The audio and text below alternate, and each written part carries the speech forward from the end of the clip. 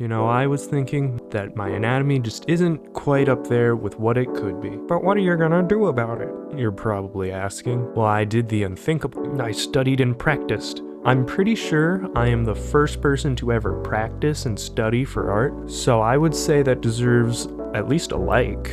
You know, if you want to subscribe, that'd be pretty cool too. So I set myself up for 10 days. So I got myself the Morpho Anatomy for Artists by, let me look up the pronunciation. I'm thinking that it is Mitchell Laricella or Lauricella. I don't know for sure. I hope I did that first try. If not, I can be corrected and I'll accept it with grace, because I'm bad at talking. And every day I studied a body part, like the arms, the legs, the torso, stuff like that. And I practiced as well. I know, crazy. And I can't think of a segue, so follow me on Blue Sky, Instagram, and TikTok, because I have those now, and we can start the video now.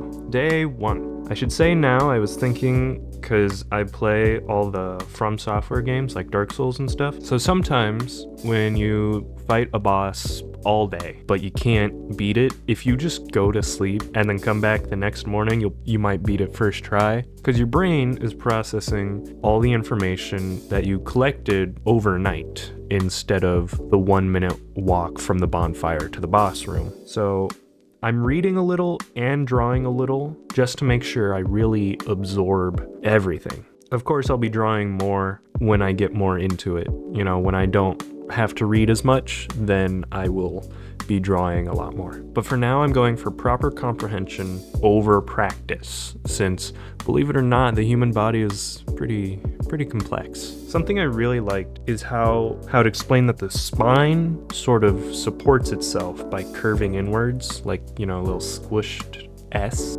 I knew that it curved, but it makes so much more sense when it's explained as resting on itself rather than, yeah, it just looks like that. So it was really easy to conceptualize, because like if you grab a blanket and just throw it somewhere, it's not just going to be laid out flat, obviously, and there could be parts that are just sticking up. But how does that happen? Well, it kind of, I don't want to say caves in on itself, but it's supporting itself by bending inwards. My slight understanding of cloth physics helped me conceptualize that pretty well. And how spines are also really made me think more about balance and weight, because obviously when I get to drawing poses, they're not just going to be existing in a vacuum. They're somewhere, and the body is trying to keep itself up.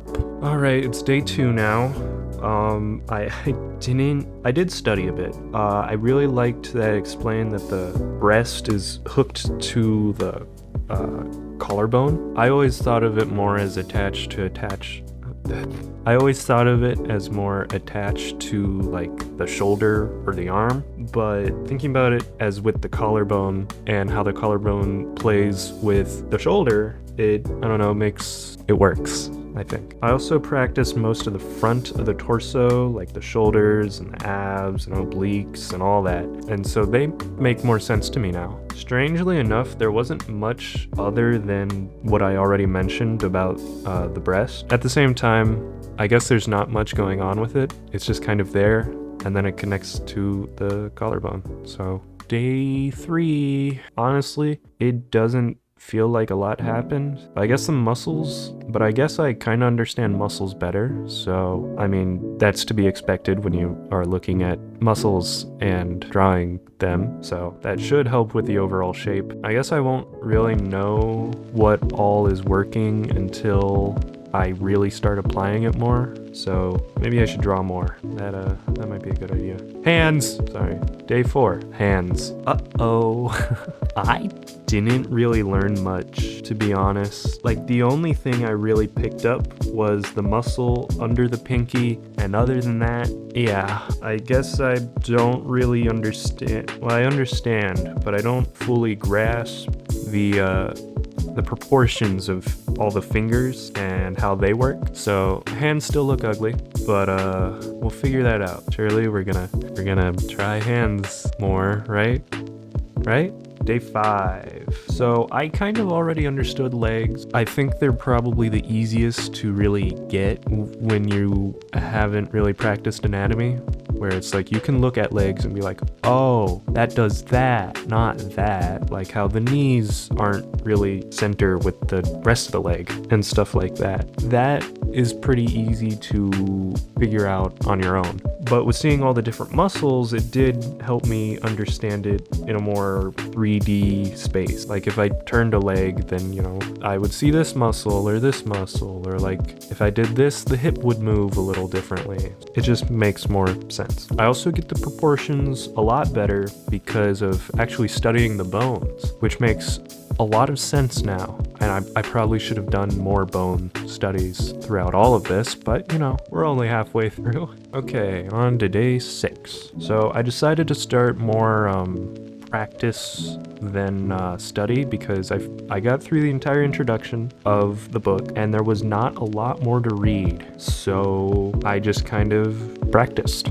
Since the torso was kind of my favorite to draw out of everything, except for maybe legs, I did like drawing legs, I decided to start with that. All the bones and all the muscles, I just find it more fun to draw than hands. I also understand a lot better the use of the abs and obliques when you like move your body and stuff. I also understand more about how the abs and obliques play into movement of the body, where you know, if you like turn, that's the obliques right there. You can have your hips facing forward while your shoulders, or I guess your chest, face a different way, right? Thanks, obliques. I'm so cringe.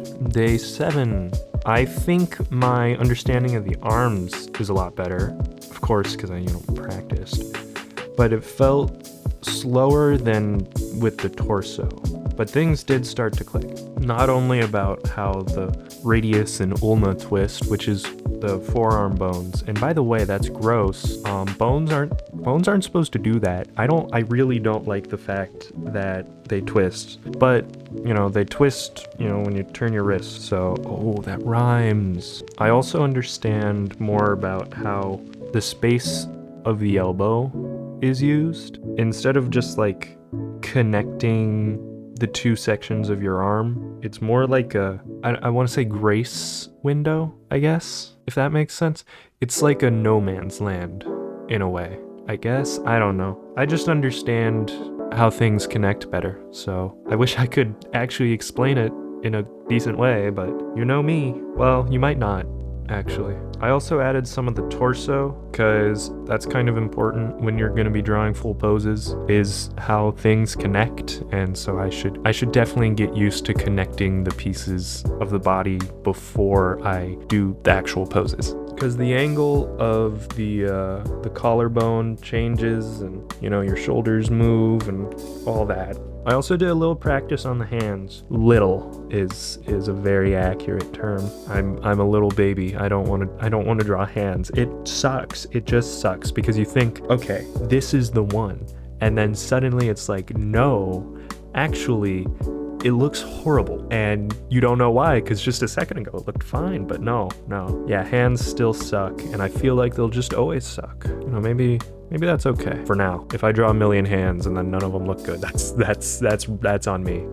I did get one hand that looked kind of good, so I guess that's my 1 in a million. Day 8. As I said before, legs were easiest to grasp because I felt like I already kind of understood them. My understanding of the more subtle shapes in the muscles, like where they connect and seem to sort of like dip, if that makes sense. Like the, okay, I can't remember the name of the muscle, but it's this one, right? And then how it sort of dips when it gets to the knee. That makes a lot more sense to me now. The bicep does that as well when it gets to the bend of the arm. One day I was working out, I was hitting legs, and as I was working out, I thought about which muscles I was hitting, and then I was able to visualize it in detail and name them as I was doing it, and I was able to imagine what the muscles looked like as I was, say, doing a squat or leg extension or whatever. So that made me really happy, because, I don't know, that feels kind of cool. That feels like, yeah, I actually kind of understand this to the point where it like intrudes on my everyday life. Feet